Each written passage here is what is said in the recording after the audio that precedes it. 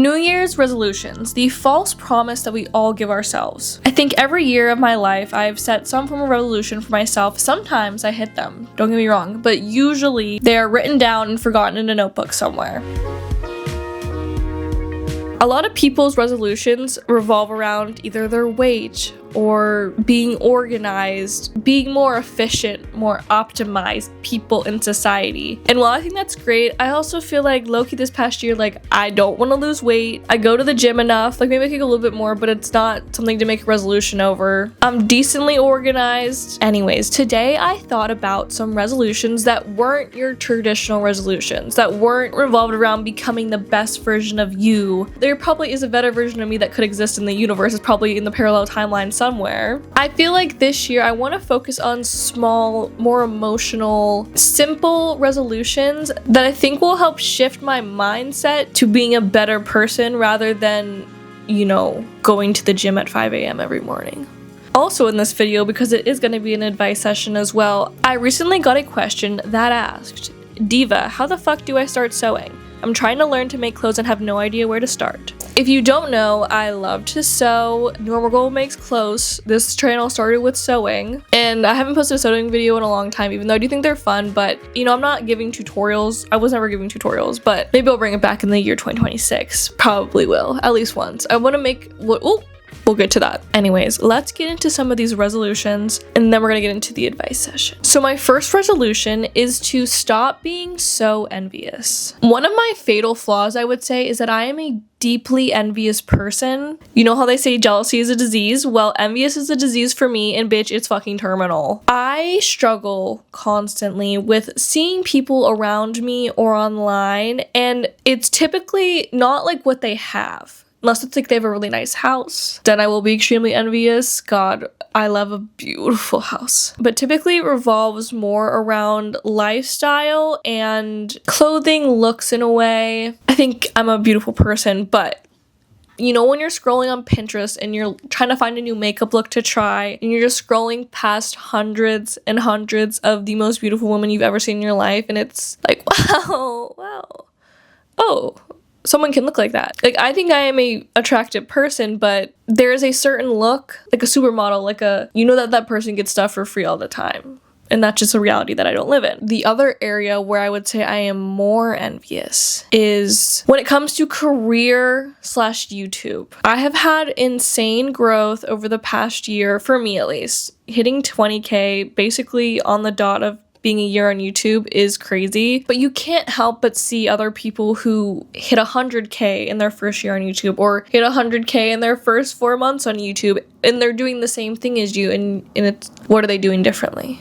They're better than me. I need to step up and clock in and be better because I want that. I mean, I would like growth on YouTube. I'm not saying I'm envious of, you know, people with like 7 million followers, because in my mind, that's not really like a tangible thing that's ever going to happen to me. But it's seeing people with like 50K, 100K, where we're kind of been on the same timeline. Yes, there are maybe a few accounts that I will look at from time to time, and we started around the same time and we make similar videos and they are eating me up a little bit and it makes my eye twitch a little bit. See, oh my god, like you can just see this envious energy radiating off of me and it makes me sad and disappointed in myself. Why can't I see my own growth as a great accomplishment as compared to immediately comparing myself to someone else and thinking that I'm failing? And then not even just about YouTube, but with my actual career, being full-time in a creative industry right now especially is one of the biggest blessings ever. But I think outside of my 9-to-5 job, I want to get more involved with some indie film stuff or just kind of that creative space. Like, I think it'd be very fun to collaborate with other young artists in Chicago. The issue is I don't know a lot of young artists in Chicago. It makes me depressed. That's where also I'm envious. I see people on Instagram and they're doing cool stuff and I want to be a part of that, but how do I reach out?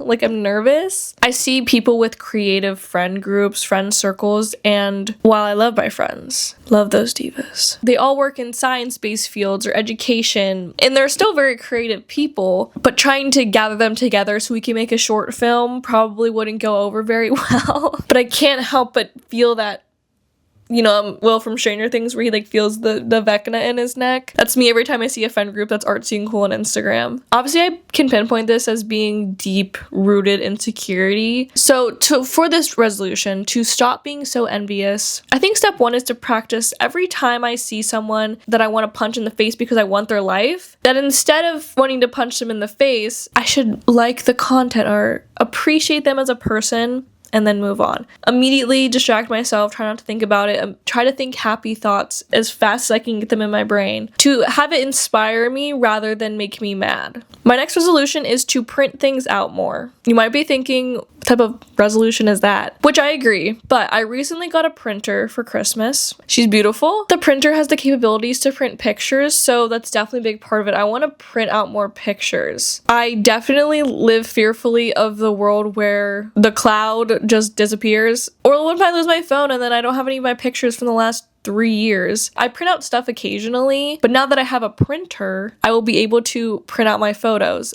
The main reason that I got this printer was so I could print out patterns for sewing, because right now everything that I sew is low-key just watching a YouTube video and doing the math sort of, and that's why it's all slightly mid, but still wearable and fun. I've gotten better over the past few months, but along with printing out patterns so I can, reuse them and make more creative stuff, I also want to print out my own writing. I'm not a huge writer, but my idea was when you watch a video essay that I have made, they're pretty word for word. I kind of switch it up, here and there, but generally all of the essays that I do are about 7 pages to 8 pages long, sometimes longer, sometimes shorter. So I want to print those out, and even though they won't be real essays, they're real essays. I write them as I speak them, so they're in an essay format in a sense. Well, some of them. But I want to print them out so that down the line, maybe when the internet doesn't work anymore, I don't know, that I will still have the essays physically. And also it's kind of fun. I can put them in those little things that you would have to use in grade school where the essay folders where it has the clear cover.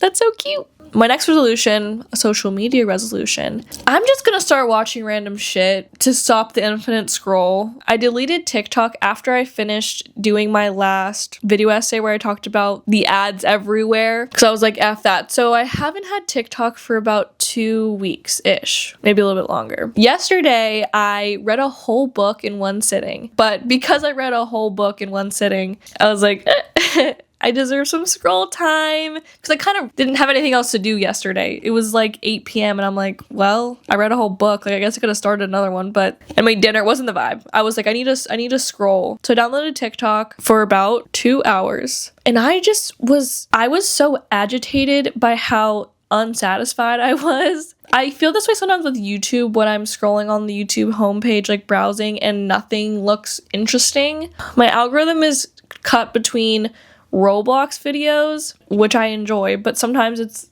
I don't want to watch a Roblox video. And the other half of my recommendation is anti-consumerism, death of la la la. Which, don't get me wrong, I kind of make those type of videos. Literally no one in particular. It's just sometimes I see the thumbnails, that's not interesting necessarily all the time. Sometimes I'm not in the mood to be overstimulated or understimulated. I just want to be stimulated. Back to TikTok really quick. What was agitating me the most about it was it's hard to, on social media, ever encapsulate the whole picture. That's something I kind of quarrel with my videos is I try to get as much as possible, but also with trying to get as much as possible, you're missing details. So it's a hard balance to break. And sometimes I don't hit it, sometimes I do. But watching TikToks, with most of the videos popping up being around 2-ish minutes, maybe less. The ones that I watch are usually around 2 to 3 minutes. You can't really get the whole picture. There's actually one creator who I love. A few of his videos popped up when I was scrolling, and I'm like, this is what I want TikTok to be. His name is Horace Gold, I believe. His videos hit the nerve. He goes into it enough, but is entertaining. It feels like you're talking to a friend in a sense. Obviously, I'm not watching his videos being like, oh, he's my best friend now. But I really enjoy his videos. I think he has great pacing. I think the stuff he talks about is always interesting. I should deadass look to see if he makes YouTube videos or anything that's a bit longer, writes on Substack or anything. There's 2 types of videos that I want to watch on TikTok. Funny, silly videos, and videos like Horace Gold. I either want to be giggling, having fun, or listening to Horace, who sometimes I do giggle and have fun when I watch his videos. But sort of to go back to what I was saying, the infinite scroll, I was so dissatisfied. I feel like I just had half information. Like, it didn't round out in any way. None of the, you know. So with my New Year's resolution and how I will achieve this, I'm going to give myself a few scrolls, you know, doop-dop around a little bit, maybe look at my subscription page. And if I don't see anything in like 5 minutes or less, get off whatever app I'm on and go do something else. Slight interjection here. I can't decide if I like Substack or not. I think there's some good stuff on there, and then I think there's also a lot of annoying stuff. I like Substacks when they're funny, you know? There's a lot of the slow morning, recenter your aura. Like, damn, bitch. No. My aura is never going to be centered. Speaking of slow living, there's an interesting thing when you start to consume more content about getting off your phone or like physical media. When you begin to watch those videos where it's sort of tips and tricks and ideas and thoughts, you start to get pushed more content that's about slow living. And it's not that I don't want to slow live, but I kind of want to get in the fast lane. Obviously, I want to appreciate slow living at times, you know, like chill morning, listening to music instead of scrolling on your phone, not going on your phone before you go to bed at night. That's not what I'm talking about when it comes to slow living. In my mind, sometimes it seems like isolating. It seems like not reaching far enough or not trusting yourself to achieve the fast life. I know that's not for everyone and that's totally fine, but shooting for the stars, I want to be on it. I want to be constantly trying to have things on the docket that will make me feel more accomplished in my personal life or my career. I don't want to be cozy in bed every night. I want to step my game up a little bit. Bus, club, another club. Whatever the last thing is. I just think people can get kind of sucked into, and I have at times like get sucked into the slow life. But in my head, maybe it's because I have like anxiety, in my head, I don't got all the time in the world. I'm gonna die someday. So I gotta get to some of it at least. My next resolution, which this one is gonna sound random in comparison to the rest of this list, but I want to learn how to develop film. I got a film camera last year and it's been really fun to do. The place that I take my film to get it developed in Chicago, which is Bellows. If you live in Chicago, it's they develop this stuff pretty well, the film pretty well. I don't know how you would call that. Their prices aren't bad at all. But because it's kind of a mid hobby for me, not mid because it's like not a good hobby, but it's not a prioritized hobby for me. I think I would like to do photography more or like film photography more if I knew how to develop my film at home, because then I could kind of be a part of the whole experience. I could have a kind of a quicker turnaround to get my photos. Like sewing, film photography is kind of expensive at first, and then it's not so expensive anymore once you kind of get into it. That's what they say a lot about developing film. It's like, yeah, it's expensive to buy the chemicals, but once you have all the stuff, then you can develop way more film for way cheaper, you know, on your own time. Obviously you have to worry about messing it up, but if you're just kind of a Joe Schmo like me, there's more room for error when you're doing it yourself. But I think that'd be a cool thing to learn how to do. Maybe I'll get into that in the summer whenever I can go out and take more photos more. Speaking with developed film photography, I've been itching to do a little photo shoot with film. I want to have it be creative, maybe a little, you know. And I was thinking of maybe trying to take them at home by myself, like a self-portrait photo shoot where I can put on some cool makeup, put on a cool outfit, pose, do some modeling. I've never done modeling before. The issue is I have a Rolleicord and it's old as dirt, so I don't think there's really a way for me to kind of remotely trigger the film thing. So the only thing I could think of was to tie a string to it and then pull the string and take photography that way. But I don't want to pull my camera over or whatever. So we're still working on that. But I want to take a fun photo shoot. I used to love taking photo shoots when I was in like 7th grade. And one time this girl on Twitter shaded us. I forget what she said. We were in 7th grade and she was in 8th grade, and I didn't even have Twitter. And the girl tweeted something like, not girls thinking they're models when they do photo shoots. At me next time, bitch. Like, what the fuck? And it wasn't just me doing it. It was like me and my girl group. Whatever. And my last resolution is to have a year-long project. It's not like I'm having to decide this in the next few days, because I think you can start a new habit or resolution not on the 1st of January. Like, waiting for the day is, I feel like, always gonna make you inevitably fail at it. I don't know why. Every time I started doing something just on a random day because I felt like it was like what I needed to do, I've stuck to stuff. Anytime I waited, it never pulled through. But with my year-long project, if I would like it to be year-long, I probably would like to start it soon, just for vibe's sake. I guess. I think it'd be cool to do maybe like with sewing like a collection for myself, like a little fashion collection. Like that sounds sick. I just thought of that right now. Like do a dress, do a pant, do a shirt, some other variations and stuff, like maybe make a hat, make a purse. Oh, I made the cutest little purse for my friend for Secret Santa. I'll insert a picture here. And I want to make one for myself. The one I made for her was really good. I lined it. I made sure that the edges wouldn't fray. It was cute. But if I made one for myself, I'd probably, knowing what I know now, would try to make it a little bit better. Like the bottom isn't hard on what I made her. I could have it be a little bit more structured, but I did think it was really cute. Obviously, it looks like bags on the internet everywhere, whatever, but that was a design that I kind of thought out of my ass. I made the pattern myself, and you can tell, but I think that'd be cool to do a little collection. If I do that, I will let you guys know. Maybe I can do a little photo shoot.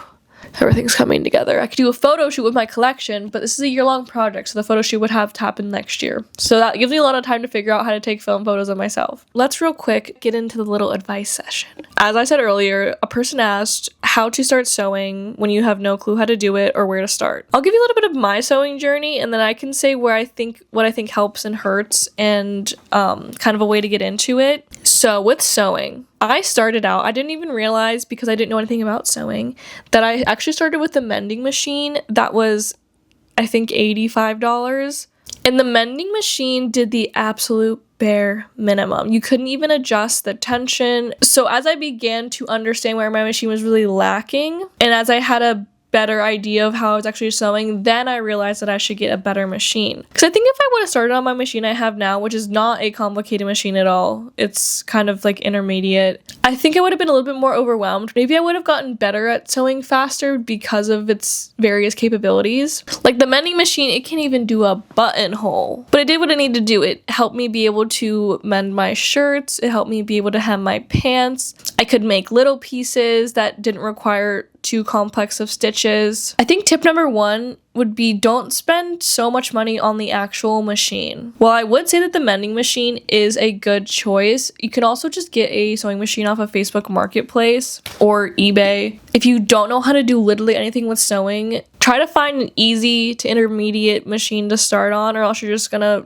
be so confused and overwhelmed and like want to not do it anymore. And then you can spend more money on fun fabrics and fun little additional things that you can buy for it. The accessories, you could say. Accessories are always the most fun part, let's be honest. I think a way to really stick with sewing is to make stuff that you like. Yeah, if I made a baby pillow, I'd be, aw, I did a good job, but that's not as rewarding as compared to, I don't know, making a shirt and kind of fucking it up, but putting it on and looking cute enough where it motivates you to want to do better, want to make better. A simple but solid idea. Something that you can Google on YouTube, something that you can buy an actual pattern for, something that doesn't require you to know your machine that intimately, like a shirt. A simple shirt. Or maybe not a shirt, because shirts say you have to have sleeves, and sleeves are hard.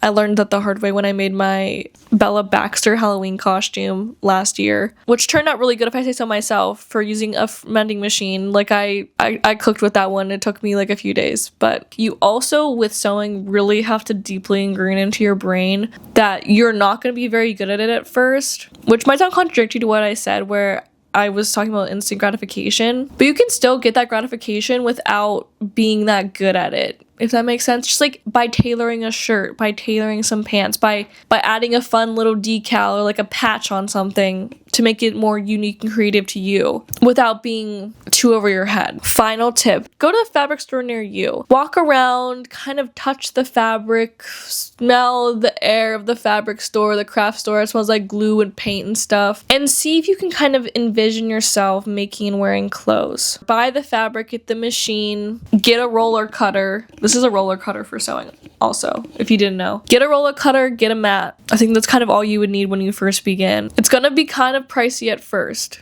but in the long run, then you only have to buy fabric after that and thread, which thread's like $1. Fabrics can be expensive, but you can get a lot out of like a few yards. It's so fun. I highly recommend. It feels so good to wear something that you sewed, to wear something that you fixed. It's unique to yourself. It cuts down on buying in a sense. Obviously, it's still consumption in a way, but you can kind of get more for your buck, more bang for your buck. You can make your clothes fit really well. So that's why you should sew. Those are my tips. What is What's up? So I have that song stuck in my head. So those are all of my resolutions. I think I'm sick of seeing the same old same. It doesn't give me any inspiration. So maybe this will give you some inspiration on some resolutions to try out yourself in the new year. Maybe just some habits you want to fix, some new hobbies to try, just some general inspiration. 2025 was an insane year for me. So much in my life changed. While I do plan on going to therapy next year, this year was really good. Thank you if you watched. I'm gonna be honest, I don't have a video essay idea yet for the new year. I was actually maybe going to make a video essay about New Year's resolutions, but someone's probably already done that or is about to launch. Fingers hovering over the post button of that video already. But I hope next year to make fun videos, important videos, emotional videos, everything. Interactive videos, uninteractive. But I want to be kind of more present in my content. Obviously I make these videos and I really like them, but I wanted to bring more of my personality into my videos. Thank you so much for watching. Happy New Year. Goodbye.